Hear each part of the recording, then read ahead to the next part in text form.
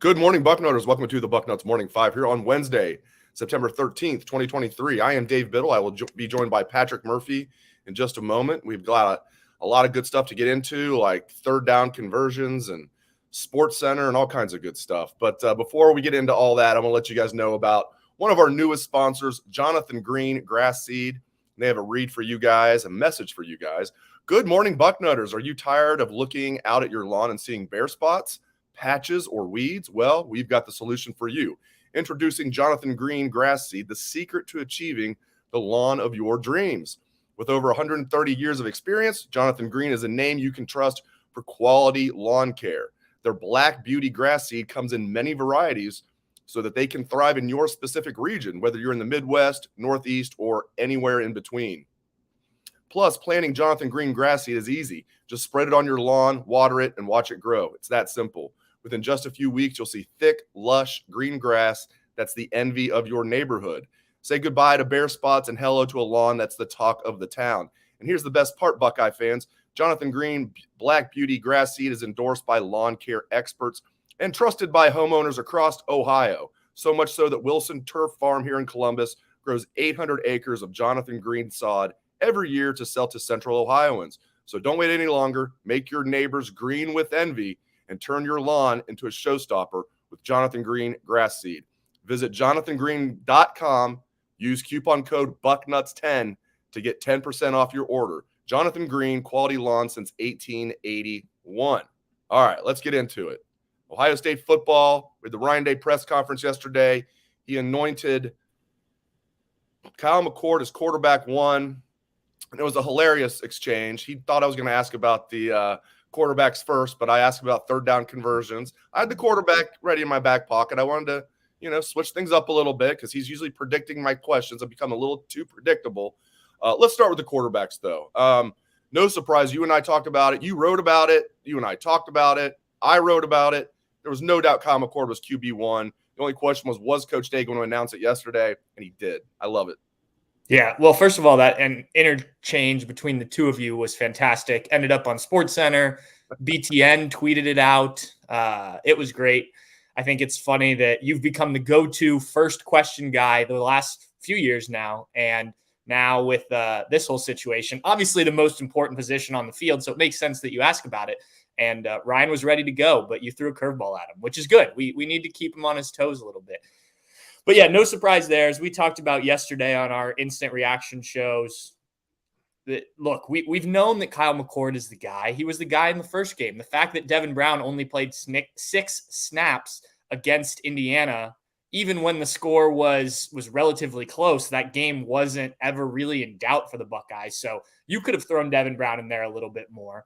I want to know personally, and I wish we could go back and kind of see what was going on in fall camp.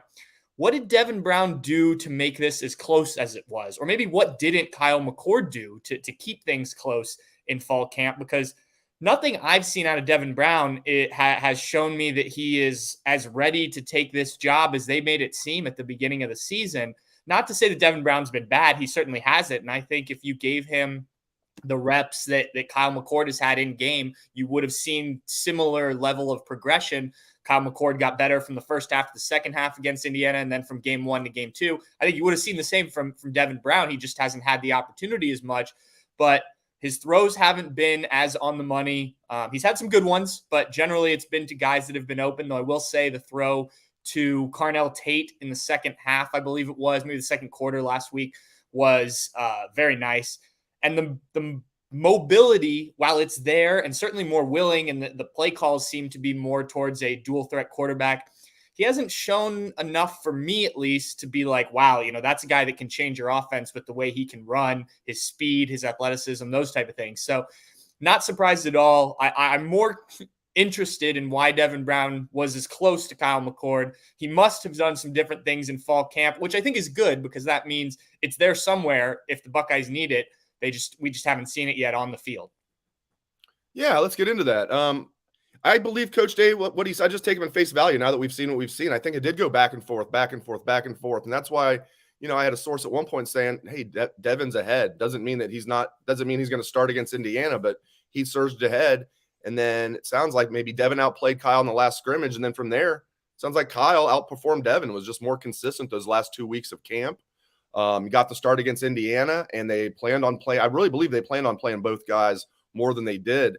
But, he didn't want to play with it, and game was closer than what they expected. So I think it did go back and forth in camp, and Kyle pulled away. Not greatly pulled away, but pulled away those last couple of weeks. I think it might be as simple as that. I don't know. You know what would help with this? If we could see everything. Well, but preseason football of some variety in college. And it doesn't need to be like NFL where and we've talked about this before, where, you have these games, but allow Ohio State to play Youngstown State, for instance, or teams like that, teams around the state. You don't have to do a bunch of travel. It doesn't have to be a full game with fans at the Horseshoe, but have them come out to practice, kind of like the joint practices that NFL teams do. Allow some of that where you have these games. Maybe the media's there. Maybe you allow some fans if you want. I think that would just be so much more helpful. Now, in a year like last season, where, you have a returning quarterback in CJ Stroud, he probably doesn't play in something like that, right? But I think it would have been helpful for Devin Brown and Kyle McCord a year ago, and it would have been helpful for this competition now. And it's not just the quarterbacks. I think it would have helped a lot of positions when you have new guys stepping in. I think, we would have seen more of the defense if we had the opportunity to see something like that. Obviously, you wouldn't schedule a like-for-like matchup opponent probably for something like that. But I do think it would be helped to have more than just the mock games against yourself, where you get an opportunity to see these guys on the field before the things really count. And I think it would benefit everybody. Obviously, there'd be some injuries, and that would be unfortunate, but you see those anyway early in the season. I just think that, as college football becomes more NFL-like anyway, why not allow these teams to scrimmage each other, for lack of a better term? Yeah, do what they do in college basketball. Yeah.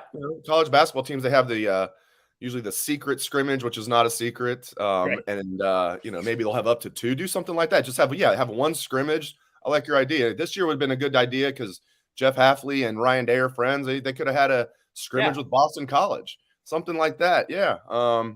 Actual tackling too. Maybe not tackling the quarterback, although I wish it would be tackling. They should actually do. If you're going to do a scrimmage, they should be able to tackle the quarterback. It should be just like the NFL does in their preseason games. You got to play real football. All right, let's get to third down conversions. It is a problem. It is a problem. And, a lot of people have been talking about it, rightfully so. The Buckeyes are converting 16% of their third down conversions so far. Now, it's a small sample size. I get that. We're talking about 2 games, and we're talking about 19 total possessions, 10 against Indiana, 9 against Youngstown State. But, again, Indiana and Youngstown State, it wasn't like they were playing powerhouses, and, far from it, and they can't convert on third down. Big problem, not worried about it, or somewhere in between? Where are you at? Certainly a problem. I mean, it's been a problem, even last year, it wasn't great. They did figure it out more as the year went on. Some of that had to do with the running back situation. 2 years ago, I think we talked about it as well. It's been a thing under Ryan Day. I think some of it has to do with the way they've handled offensive line recruitment and development. Obviously, a lot of those situations, you just want to be able to run the ball. I also think, and I don't remember if it was last year or 2 years ago, asking Ryan Day about, do you guys have to get more creative? And the team that I always think of, since we're talking NFL anyway, the stuff the Kansas City Chiefs do when they get in the red zone and get close, like that, you don't want to have to do that in college football, because most games you should be able, if you're in Ohio State, to just line up, run the ball up the middle and pick up 2-3 yards, which is really what the problem is here for Ohio State.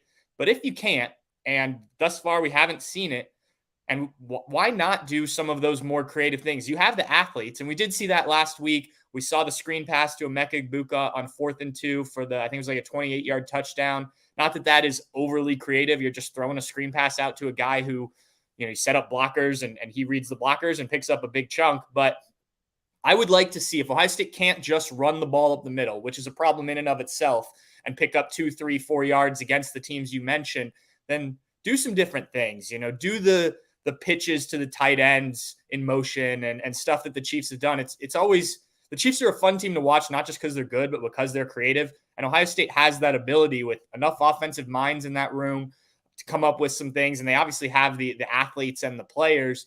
Now, going back to the root of the problem, I would like to see them just call the run play, run the ball up the middle, pick up 3-4 yards.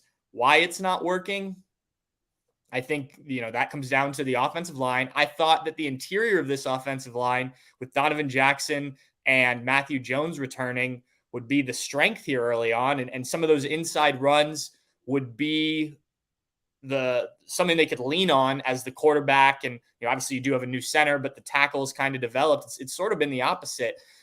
I think Matthew Jones has played pretty well, but Donovan Jackson has been up and down, as you and I talked about yesterday. So, they certainly need to get that figured out. It's not going to be something that you can just kind of get by with as you look down the road. And we're not talking down the road that far anymore. South Bend is coming pretty quick when Ohio State plays Notre Dame here in a week and a half.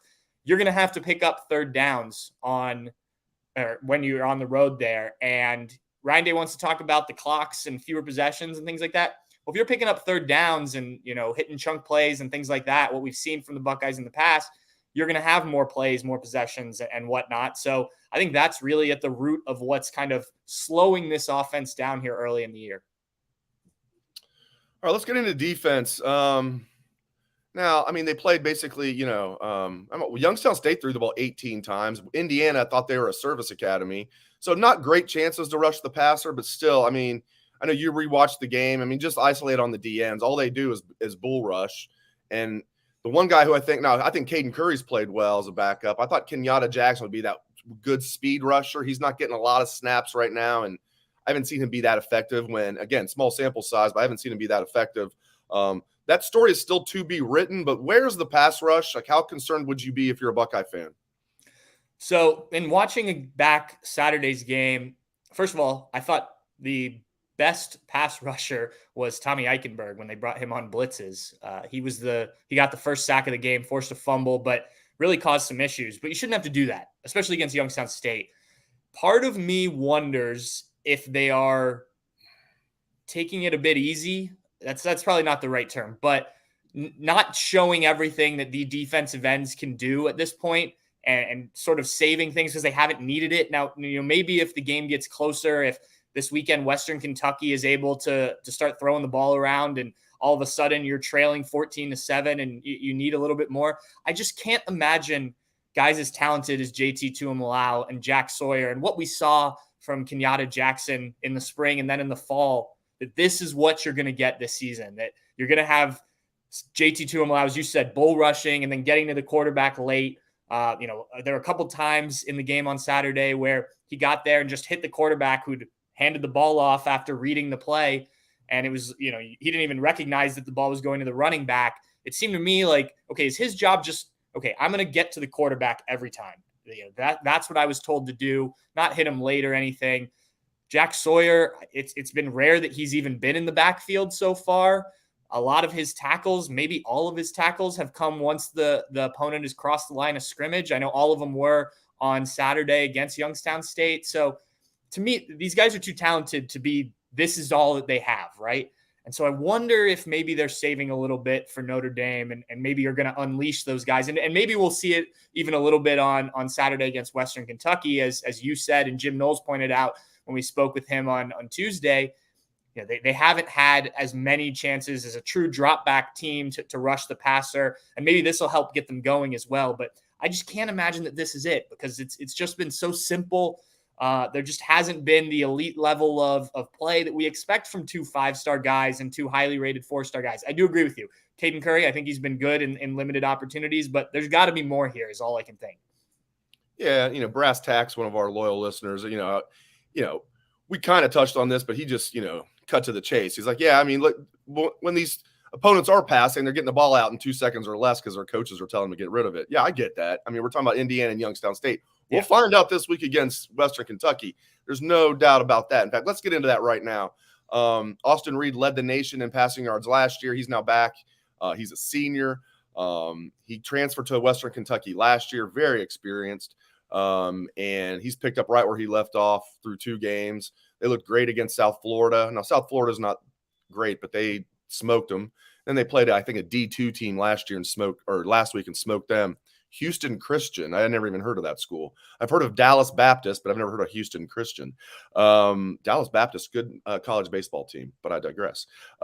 Western Kentucky, they're going to test this pass rush. They're going to test this passing defense. I think this is great. Now, I'm not going to think it's great if it's the fourth quarter and it's a one-score game. That won't be great. But I am glad that Ohio State's going to get a real test, defensively at least. I think Ohio State's offense is going to be able to bludgeon this Hilltopper defense. They better bludgeon this defense. 28 points is the spread. Buckeyes are favored, just to clear that up. Western Kentucky is not favored by 28. What's your vibe on this game? You don't need to give me a prediction and spoil our predictions later in the week, but what's your vibe on this game? You think the Buckeyes are going to go out there and take care of business? You think Western Kentucky's going to give them a good game? Where are you at, Patrick? I think this will be the most interesting game Ohio State's played. And frankly, the first two games have been more interesting than we all predicted each week. Look, the defense for Western Kentucky has not been good. It wasn't good last year. So I think Ohio State will look good offensively. But, maybe we'll answer some questions here as to how good this secondary really is, for instance. And as you mentioned, that pass rush, can it get home enough? And you don't even need sacks and tackles for a loss all the time. You want to get those, obviously, but you want to put the quarterback under pressure enough where, he's having to get the ball out quickly. They're making errant throws. You don't have time to take shots down the field, help out the rest of that defense. But I think Denzel Burke, Davison Igbinosun, Jordan Hancock, the rest of that secondary has played pretty well, especially the cornerbacks. Now this will be a bigger test, a team that's going to throw it quite a bit. So I think we're going to have a better feel about where this defense really is afterwards. Now, it's still Western Kentucky. They don't have the athletes that you're going to see against Notre Dame, that you're going to see down the road in some of those Big Ten games. But I do think it's going to be interesting. It wouldn't surprise me if they do put up some more points. Ohio State's only given up 10 points so far this year, which is, I believe, tied for tops in the country, certainly tied for tops in the conference with Michigan. But it wouldn't surprise me if there are more points given up in this one, just because I think you're going to see a team that plays fast, looks to kind of take advantage of maybe a defense that hasn't seen something like this yet. And I still think Ohio State's defense can make plays. I think maybe you can see another interception by a cornerback, which would be nice. We got our first one since 2021, October of 2021. You'll certainly have opportunities to do that. It'll be about making plays. And I think it comes down to it being as simple as that. Can Ohio State make those plays against what's still, quote unquote, inferior opposition? And then you're feeling good going into Notre Dame. Yeah, as Mika points out, Blue Smith is at Western Kentucky. I had to do the math there. I'm like, he's got to at least be a sixth-year senior, and I did the math. He is that COVID year and a redshirt year. I saw him on Steve Hellwagon's first look, and I was like, this can't be the same kid, right? But that was way too long ago. I know. I was like, wasn't that like the Tressel era? No. But at first I was like, there's no way he's still eligible. And like, good for him. Good kid from Wayne. He made a business decision. Probably figured he was never going to play at Ohio State. And now he's in a pass happy offense. So hopefully the Buckeyes do well, but Blue Smith also does well. I've always liked that kid. Back to Ohio State's defense for a moment. Two-pronged question. If you're a Buckeye fan, how confident are you in Jim Knowles going forward? Because I've seen, on our board, shockingly, there's a lot of people on both sides of the ledger. There's like, come on, Knowles, it's still just the beginning of the second year. We're seeing good things.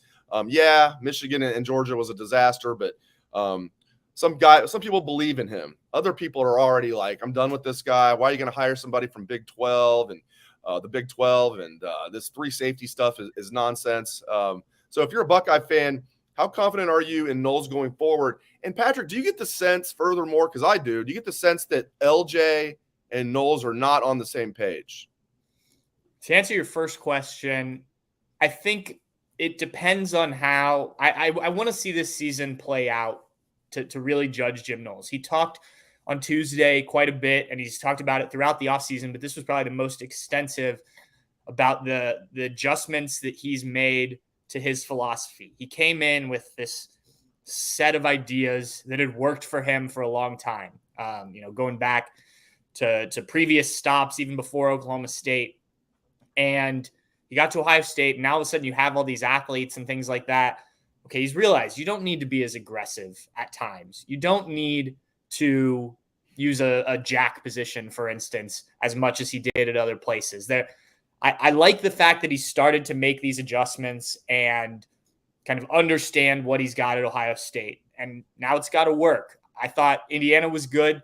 Youngstown State, he brought more pressure, and they were burned a couple times on it. So, what are we going to see from Jim Knowles in big games? How much has he really adjusted in those situations? Does he fall back on what he's known for years and years, or has he really made kind of a flip of the switch, to, okay, I've got to do some things differently when you're playing at Ohio State, when the stakes are so high? That's another thing he had never really experienced before. I mean, the closest thing probably came when he was working at Ole Miss, but I don't believe he was calling plays then. So I think Jim Knowles is a very good coach. I think there's a reason he had the success that he did in a very good offensive league like the Big 12, and his career has gone the way it has. Will it work at Ohio State? I think that we have to wait and see here. Your second question, I think that's a good one, and I think the only way to know is to be in that building. We just talked about the defensive line and the pass rush and whatnot. I don't know if it's all working because the production has been there, but the production wasn't there prior to Jim Knowles either. I mean, the last year that Ohio State was really dominant as a defensive line was when Chase Young was here, and that was 2019. So it's been a while since we've had we've seen a dominant defensive line for the Buckeyes. Now, there's still been some production there, and there's been some players that have played well. I think LJ deserves some credit for that. But you'd think by now in year two, they'd even, no matter what, they would have figured out a way to kind of gel this all together. Two coaches that have obviously been very successful in their careers. I know I'm not really answering your question, but I think we just have to kind of wait and see these big games. Right now, the defense has been good, but they haven't truly been tested. Yeah, my gut feeling is Knowles and LJ are not on the same page. I felt the same way last year, and I don't think anything's different this year. Not that they can't work together and they dislike each other. I'm not going there, but I just feel like their philosophies don't necessarily mesh, and I don't feel like they're always on the same page. Maybe sometimes they are. I just get this gut feeling they're not on the same page. Patrick and I are going to get back to Ohio State football in just a moment. Stick with us. But I have a quick read from another one of our great sponsors, Caldera Lab. Guys, you're going to brush your teeth today, right? Why is that? Because it's a healthy part of your day, and you don't want bad teeth. I want you to take it another step and add in skincare habits to your daily routine. I just did, and I promise you, I'm never going back. I'm hooked on Caldera Lab, high-performance men's skincare products. I use the products. I highly recommend it to all of the men out there. Backed by clinical trials that found 94% of men's skin showed an overall younger-looking appearance after using the products for only a few weeks. Caldera Lab is the regimen you've been looking for. The regimen from Caldera Lab includes 3 products that takes up just 1 minute in the morning and 1 minute at night. Habits don't get any easier than this. And just for our audience, we have an exclusive offer. This is their best offer available anywhere. Use code Bucknuts at calderalab.com and get 20% off right now. Get 20% off with code Bucknuts at calderalab.com and make unforgettable first impressions that lead to the charming words, "You look younger." 20% off at calderalab.com with code Bucknuts. I tell you, we were at interviews yesterday, and I wanted to talk shop, and Patrick comes up to me. He's like, "Wow, you look younger." I was like, "Man, that Caldera Lab, baby." All right, now, before we get back to Ohio State, let's talk about Bama. A lot of people are like, is Bama done? Is this the end of the Saban dynasty? Not that people are saying Bama's going to go 6-6, but is this the end of the Bama dynasty? I say 2 things to that. I see where you're coming from. They don't look like the same Bama, and I was told by people who were like Bama insiders, this is not the same Bama team coming into the year. And we talked about that in the podcast throughout the offseason. They're still Bama, but they're not to the level they were. But I also say this. I won't think Bama's done until they're 6 feet under. Until they're actually dead, I don't think this dynasty is over. I mean, Saban he's 71. He's going to be 72 soon. So I see arguments on both sides. Where are you at? I agree with you. I don't think you can count Nick Saban and the talent on that team out until they're definitely done. I think every year we get towards the end of the season and the college football playoff announcement, and it's like Alabama's still somehow, at least in the media, in the discussion, right? They've deserved the benefit of the doubt for years and years. I think they're starting to lose that. But look, they lost at home to a good Texas team, right? And this is a Texas team that I think a lot of people were high on before the season. Certainly people are now. That I don't think rules Alabama out for getting their stuff together and figuring it out and getting to the end of the season. If they win the SEC, they're in the college football playoff right back where we've expected them to be. But it certainly hasn't looked the same as the Bama teams of this dynasty that's gone on for so long. I think one thing is for so long they were able to rely on defense and running the ball. And then Nick Saban realized he had to pivot because the quarterback and the way that the game was played was becoming so different. And credit to him for that.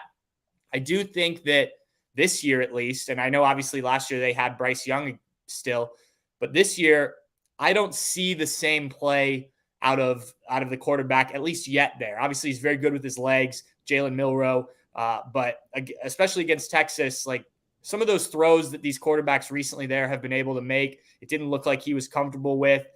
I think it's an interesting season across college football with the top teams because you don't have those returning star quarterbacks like last year at most of those schools. So I know Georgia's been fine to start the season, but I'll be interested once they start playing really good teams, kind of how that plays out with a new quarterback. Obviously, once Ohio State goes to Notre Dame, see how Kyle McCord does in that situation. But I think that affects kind of the landscape in general. Chris Hummer, one of our national guys, wrote a good piece yesterday about, is the landscape shifting a little bit this season? Is this the year of kind of upsetting the apple cart in terms of the top teams? And it very well could be. I think it'll be interesting to follow throughout the season with how these teams develop, because like it is only week 2. You can usually afford a loss, especially in the SEC and the Big Ten. So it'll be certainly be interesting because without a quarterback, I think you've seen a number of teams fall off. Texas for a long time, USC for a long time. Is that where Alabama is? Obviously, they've recruited well, but you've got to get the production. Clemson, another team right now without a star quarterback that's struggling. Last thing I want to get into, I loved that Jordan Hancock had a lot of snaps playing slot safety because I like getting – first of all, I like getting 3 corners out there instead of 3 safeties unless you're playing a running team. This week, they'll probably have, as we were talking about yesterday on our instant reaction after the press conference, they did have some – 6 DB looks, and they're going to have plenty of it this week, I'm sure. But I like going forward. Those top 3 corners are really good with Burke, Igbinosun, and Hancock. I want those guys out there and have Sonny Styles and Lathan Ransom out there. I guess we'll have Josh Proctor out there as well. I'd like to see Sonny just stay in the entire time. I don't think they need to take him out unless he's gassed. But I do like, hopefully that's a little bit of the evolution of Jim Knowles, if you will. Then maybe we'll see Jordan Hancock kind of be that main guy at slot safety, almost like a Sean Wade was. Yeah, I think that's a really good comparison, at least on a small sample size, a phrase that we've used quite a bit here today. Look, you need somebody to go out and cover in that position.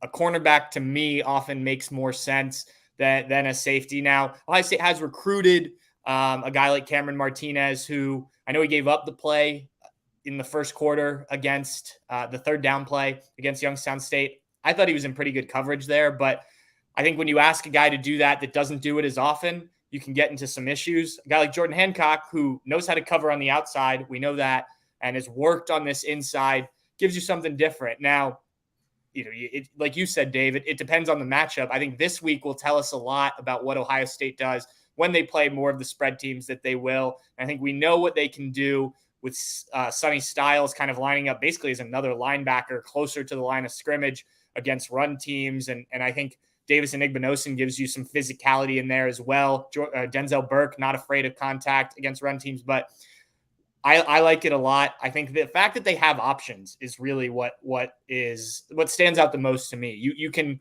move guys around and play in different spots.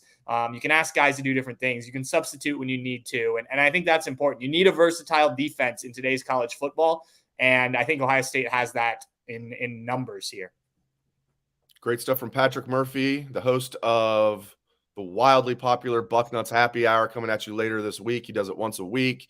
And really appreciate Patrick's insights. Great stuff, my friend. Thanks to all of you. We had a pretty large live audience. Appreciate you guys very much. Hope everyone has a great rest of your day.